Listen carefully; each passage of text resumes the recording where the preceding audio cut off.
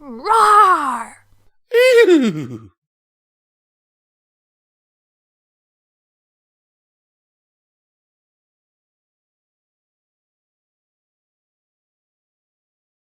Gateway Drug by Bottled Up. No one paid much mind to the single cloud lazily floating above Ponyville. After all, Rainbow Dash had been known to leave a few stragglers behind, especially when her nap schedule overlapped with weather duty. No one noticed how very low this cloud floated, nor how it stopped directly over the chimney of Inkwell's used and new bookstore. Inkwell never even looked up from his cheap paperback when a cyan pony tumbled out of the unlit fireplace.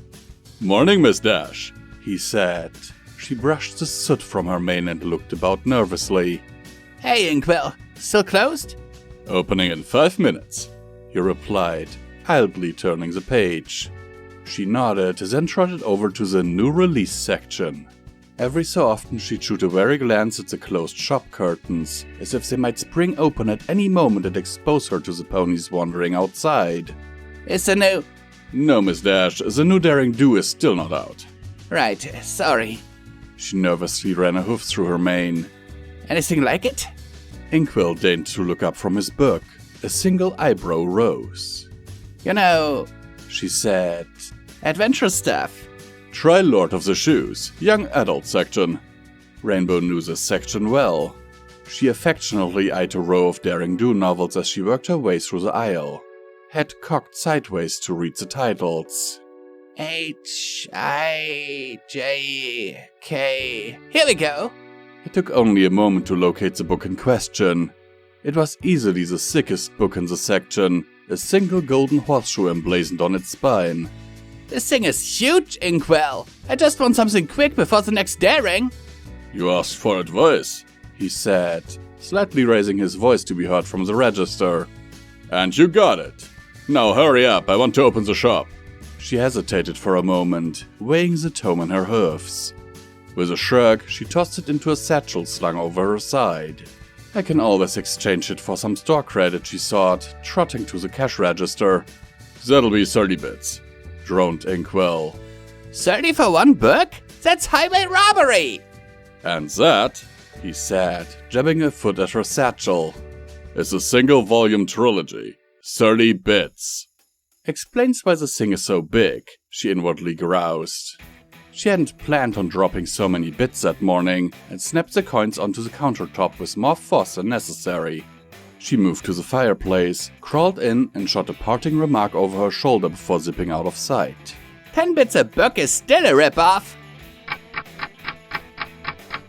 The book was dense. The language was dense.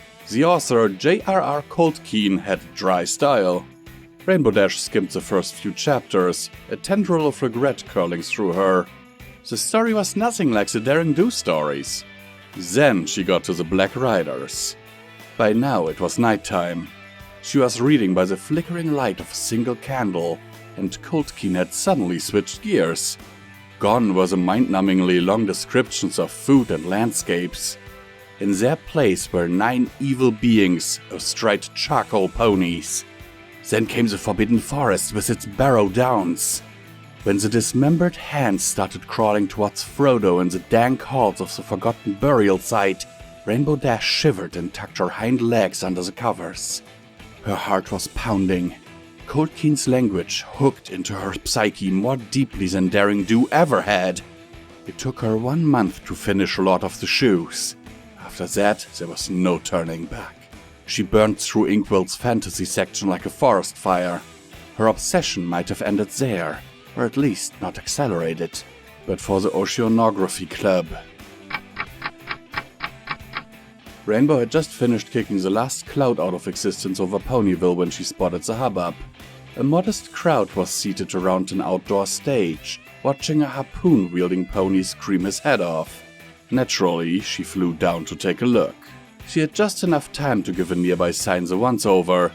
"Welcome, blah blah blah, Herman Melville, blah blah blah, Moby Dick?"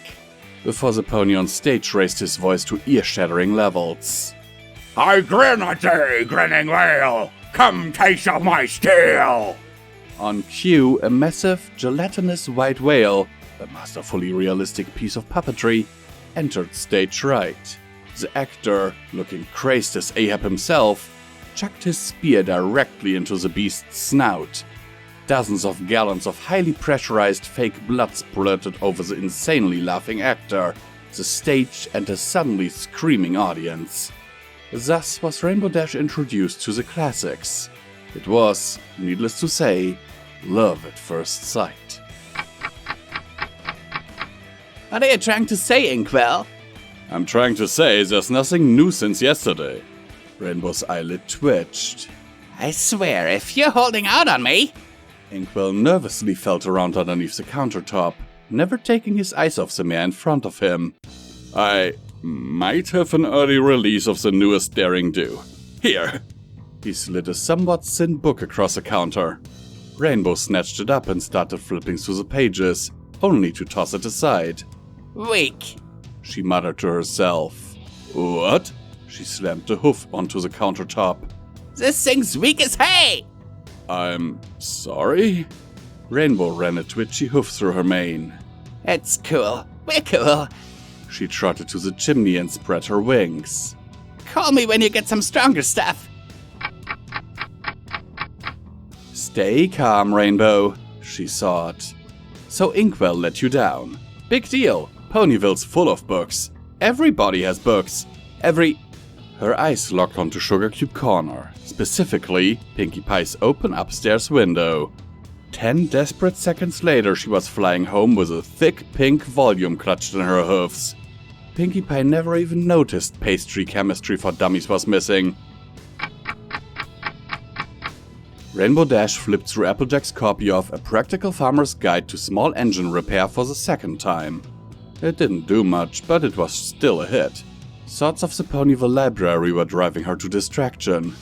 But however much she wanted to kick in the doors to Twilight's house and gorge on every book in sight, the thought of anyone discovering her hobby, just a hobby, she assured herself, was too much to bear. Besides, she thought, I can quit books anytime I want. In every room of the house, stacked floor to ceiling, ink and paper mutely agreed. Hello everyone, this is Visual Pony from Pony&Wolf Productions, and I thank you for taking the time out of your day to listen to this video. At this point, I want to thank all of our amazing patrons on Patreon for supporting this channel with their monthly donations and keeping the lights on around here. Now, more than ever, it is important that you support your favorite content creators, because due to YouTube's new content policy changes, we, along with other content creators, had to demonetize a lot of our most profitable videos. For us, those are the Fallout Equestria stories.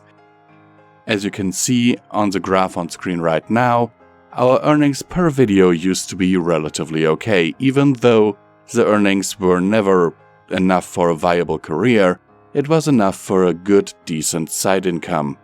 Now we are struggling to pay our bills. If you want to support us for as little as $1 a month, you can do so by clicking on our Patreon link down in the description below. And you can get wonderful perks like, for example, early access to all of our stuff. Sometimes things like this are recorded months in advance. Voice acting lessons from me or Midnight, if you really want to. And you can join our Patreon Discord server. Even though it may look like there's not much going on in there, I am actually checking it on the daily. Thank you for listening to this message, and I wish you a wonderful, wonderful day.